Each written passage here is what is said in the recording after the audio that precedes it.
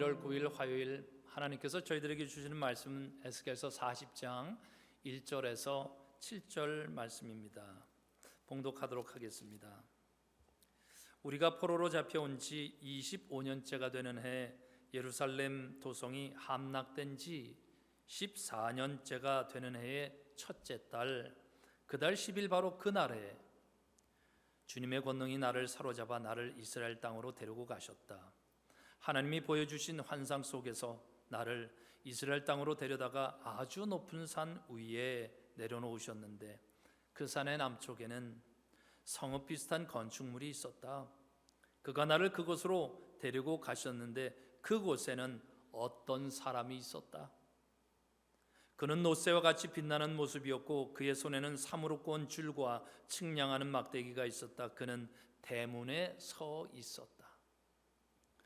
그때 그 사람이 내게 말하였다. 사람아, 내가 내게 보여주는 모든 것을 내 눈으로 잘 보고 내 귀로 잘 듣고 내 마음에 새겨두어라. 이것을 내게 보여주려고 너를 이곳으로 데려왔다. 내가 보는 모든 것을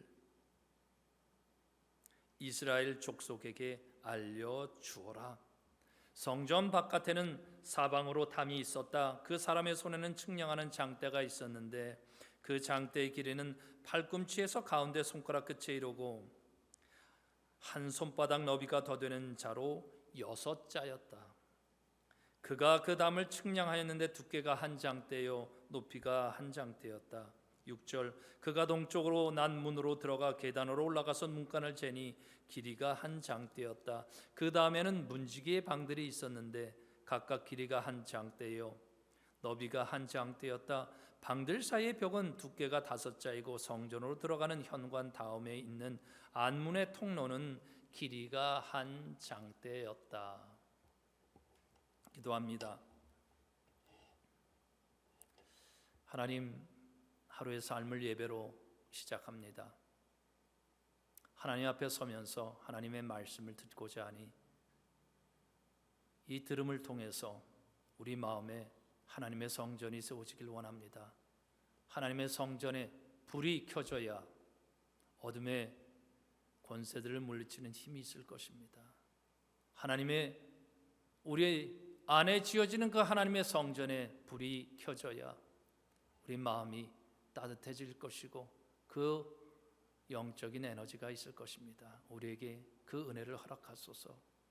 말씀을 듣겠습니다. 예수 그리스도의 이름으로 기도합니다. 아멘.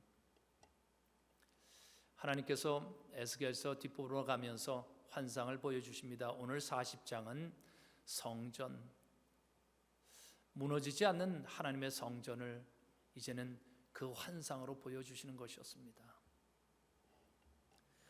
특별히 오늘 말씀은 이렇게 되어 있죠. 언제 그것이 보여졌느냐 하면 에스겔이 잡혀온 지 25년째. 근데 더 중요한 말은 그 다음에 있습니다. 예루살렘의 함락 소식이 들려오고 나서 그리고 14년째 첫째 달 10일에 하나님의 권능이 그를 사로잡았는데 그래서 환상을 보게 됐는데 그래서 이 성전 환상이 14년째 첫째 달 10일에 있었다는 겁니다. 우리가 37장에서 미리 말씀을 봤습니다. 하나님께서 에스겔을 어떤 골짜기로 데려갔더니 거기에 많은 그 죽어있는 사람들, 그래서 뼈만 남은 그 마른 뼈 골짜기를 보여주시죠. 그리고 하나님께서 에스겔에게 질문합니다. 에스겔아, 이 사람들이 살아날 수 있을 것 같느냐? 하나님께서는 이스라엘 민족, 이제는 다 그들이 죽었는데 과연 다시 살아날 수 있을까? 에스겔에게 물었습니다. 미리 하나님께서 다 내가 살리겠다 보아라 이렇게 말씀하지 않고 질문합니다. 에스겔아, 이 마른 뼈들이 살아날 수 있겠느냐? 오늘 우리에게도 그렇게 질문하는 거죠. 우리가 죽어 있다면, 마치 마른 뼈처럼 우리의 모든 마음들이 황폐하다면 그것이 다시 살아날 수 있겠느냐? 너는 어떻게 생각하느냐? 에스겔이 하나님께서 아십니다 하면서 모든 것 하나님에 대한 믿음으로 표출했습니다. 나의 주님, 주님이 아십니다. 내 모든 것의 삶의 주인은 하나님이시니 하나님께서 나는 하실 것을 믿고 나의 주님은 하나님입니다. 그래서 그렇게 고백했더니 그 사건이 일어났죠. 그래서 네가 태어나라. 근데 오늘 다시 말씀, 이 환상을 보여주신 것이었습니다. 성전의 환상. 말씀을 좀 더 들어가 보면 이렇죠. 예루살렘으로 이끌려갔습니다. 그리고 그 높은 산 위, 그 남쪽에 그 건축물이 있는데 그쪽 건축물로 또 데려가더라는 것입니다. 그곳에 갔더니 한 사람이 장대와 줄을 들고 서 있는데 그 사람 앞에 서게 했죠. 그리고 그 사람이 이제는 내가 너에게 보여주는 것을 보고 귀로 잘 듣고 마음으로 새겨서, 보고 그리고 귀로 잘 듣고 마음으로 새겨서 네가 할 일이 있다. 이스라엘 민족에게 알려줘야 된다 그랬습니다. 물론 우리가 뒤에 43장 말씀을 보면 그들이 이제 하나님의 성전이 왜 무너졌는지를 알면 그들이 예루살렘에 있었던 그 성전을 얼마나 부끄러운 성전으로 만들었는지 그들이 그것을 알고 부끄러워하게 되면 그때 그들에게 이 설계도를 알려주라고 얘기했습니다. 그러면서 이거를 보여주는데 첫 번째 보는 것과 두 번째 보는 것, 그것이 오늘 말씀에 나와 있습니다. 첫 번째는 성벽으로 둘러져 있었는데 성벽이 그 장대로 재어보니 높이가 한 장대였고 이 두께도 한 장대였다는 것입니다.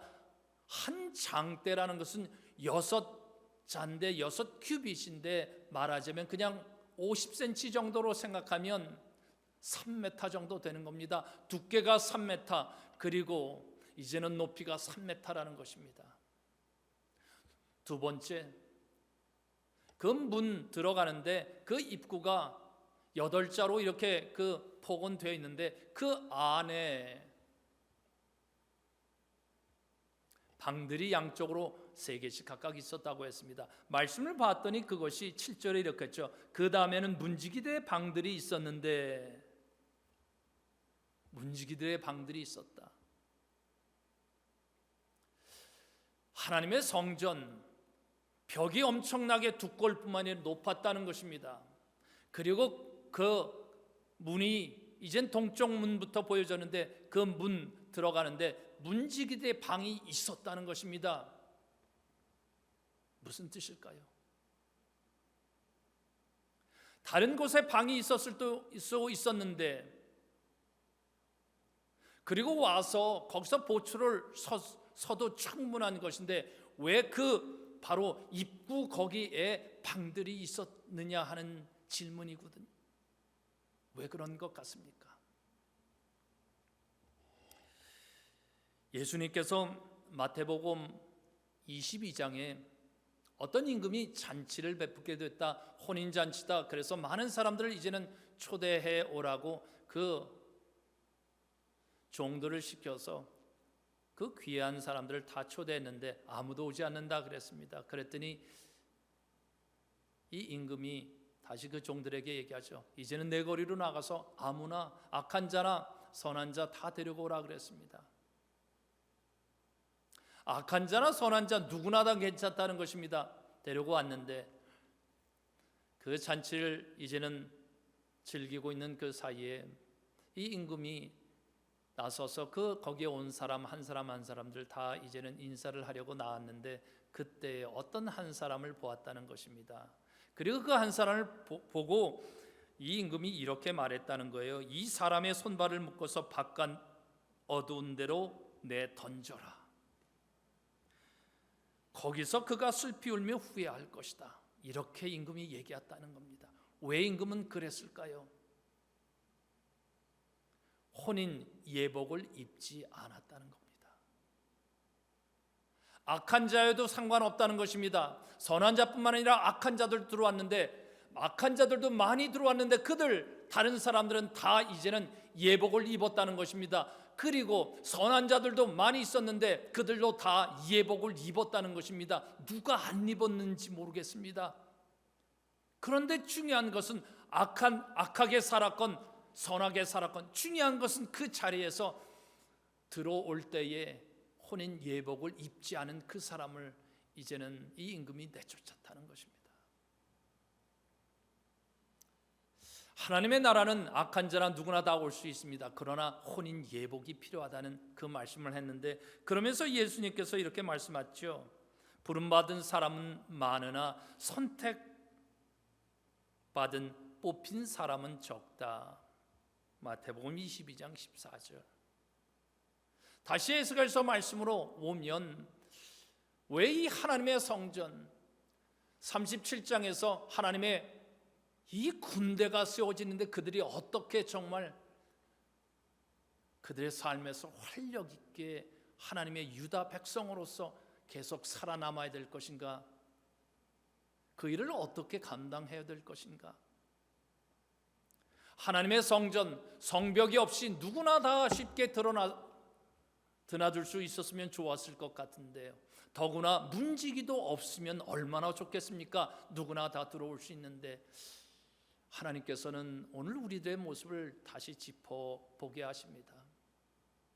오늘 이 시대는 편리성, 편의주의, 내가 준비하는 땀 흘림 없이 다른 사람이 준비한 것을 그냥 쉽게 누리는 편리성, 그런 시대인 것 같아요.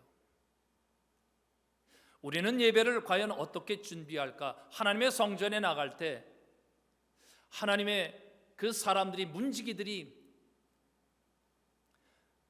방이 그곳에 있으니까 그들이 보초 교대하는 순간에 자리가 한순간도 비지 않는다는 것입니다. 항상 그들은 거기에 있다는 것입니다.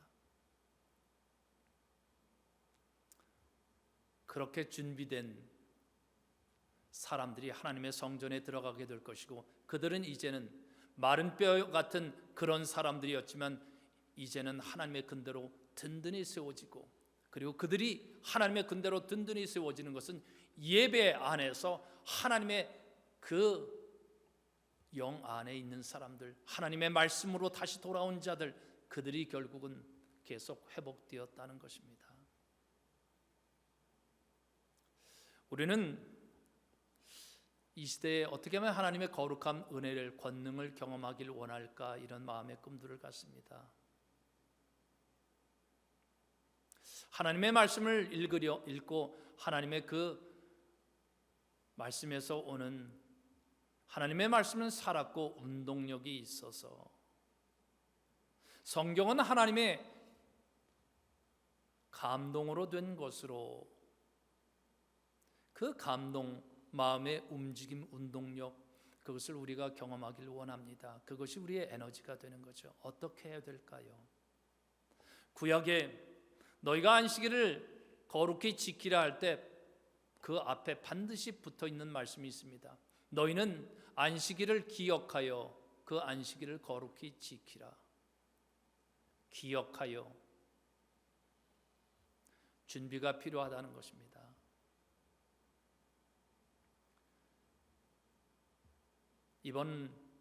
오늘 하루의 삶도 여러분들이 잘 하셨습니다. 하루의 삶을 시작할 때 예배로 내가 준비한다, 잘 하신 것입니다. 준비의 시간이 있을 때 하나님께서 그 말씀에 감동을 담을 그릇을 준비시켜 주는 줄 믿습니다. 예배를 준비하면서 우리가 11조를 준비하고 헌금들을 준비하고, 어떤 경우는 그것을 미리 다 봉투에 준비하고, 옛날 어르신들은 그랬다는 거죠. 더러우면 그것을 깨끗하게 펴고, 그리고 구겨져 있으면 다리미로 그것까지 다 펼 정도로 그렇게 했습니다. 한국교회의 영성은 그렇게 지켜졌잖아요. 이 시대도 저는 똑같은 일이 계속돼야 된다고 믿습니다. 말씀을 마무리합니다. 어떻게 예배를 준비하십니까? 어떻게 신앙생활을 우리가 준비하면서 해나가고 있습니까? 준비가 필요하다는 것입니다. 준비 없는 예배, 준비 없는 신앙 생활은 쉽게 무너진다는 것입니다. 에스겔은 오늘 그가 예루살렘에 함락됐다는 건, 성전이 함락된 그리고 나서도 14년 동안 그는 마음에 참혹한 슬픔을 가지고 있었을 것입니다. 하나님의 성전은 무너졌군요. 그런데 어떻게 해야 다시 설 수 있나요? 그가 하나님 앞에 기도했습니다. 그리고 새해가 된 그 첫째 달의 10일, 성경은 그날을 속죄일이라고 하는데 새해가 되고 나서 준비를 했겠죠. 자기 자신을 다시 되돌아보면서 준비했을 것입니다. 그리고 그 속죄일에 하나님 앞에 내가 부끄럽습니다. 나도 제사장이었는데 내가 부끄러우며 그렇게 하지 못했습니다. 우리 하나님의 백성이 너무 잘못했습니다 하면서 하나님 앞에 그 무너져 내린 예루살렘뿐만 아니라 하나님의 성전, 그것을 가슴에 두고 슬피 울면서 그가 속죄에 엎드렸을 때 하나님께서는 그에게 그 거룩한 성전의 환상을 보여주신 것입니다. 오늘 우리들 마음속에 무너지지 않는 하나님의 거룩한 성전, 예수 그리스도께서 우리에게 세우셨습니다. 예수 그리스도를 믿는 거룩한 마음, 이제는 예수 그리스도 안에서 너희가 산재물이 되고 하나님께서 세우시는 새로운 성전이 거기에 든든히 세워지는 것입니다. 오늘 하루를 거룩한 삶 준비하셨으니 하나님께서 준비된 곳에 하나님의 말씀과 에너지를 부어주실 것을 믿습니다. 기도합니다. 하나님 고맙습니다. 준비하는 예배, 말씀도 준비하면서 듣고 했더니 하나님 그곳에 하나님의 영의 감동이 있고 어둠의 권세를 물리치는 능력, 우리가 큰 소리를 내지 않더라도 그곳에서 하나님의 임재가 든든한 하나님 고맙습니다. 오늘 하나님의 이 빛의 군사들 그리 쓰시고 그리 축복하시길 원합니다. 예수 그리스도의 이름으로 기도합니다. 아멘.